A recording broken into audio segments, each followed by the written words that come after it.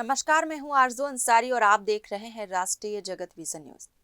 बीजापुर जिले के national park क्षेत्र में 11 नवंबर को हुई मुठभेड़ में सुरक्षा बलों ने 6 नक्सलियों को मार गिराया है। इनमें से 2 शवों की पहचान की जा चुकी है। मारे गए नक्सलियों में मद्देड़ एरिया कमेटी का इंचार्ज बुचन्ना और शीर्ष नक्सल लीडर पापा राव की पत्नी उर्मिला शामिल है।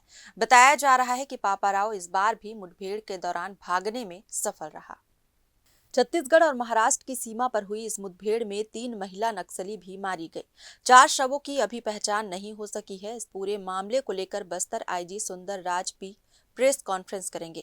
ऑपरेशन की सफलता के बाद नक्सलियों के शवों को घटनास्थल से लाने का वीडियो भी सामने आया है, जिसमें डीआरजी के जवान शवों को उठाकर लाते दिखाई दे रहे हैं। जानकारी के अनुसार करीब 3 दिनों तक नेशनल पार्क क्षेत्र में नक्सलियों के खिलाफ सुरक्षा बलों का अभियान चला। इसे बीजापुर में मिशन 2026 का सबसे बड़ा ऑपरेशन माना जा रहा है। सूत्रों के मुताबिक इलाके में करीब 20 नक्सलियों की मौजूदगी की पुष्टि के बाद फोर्स ने घेरा था और 11 नवंबर को 6 नक्सलियों को ढेर कर दिया गया।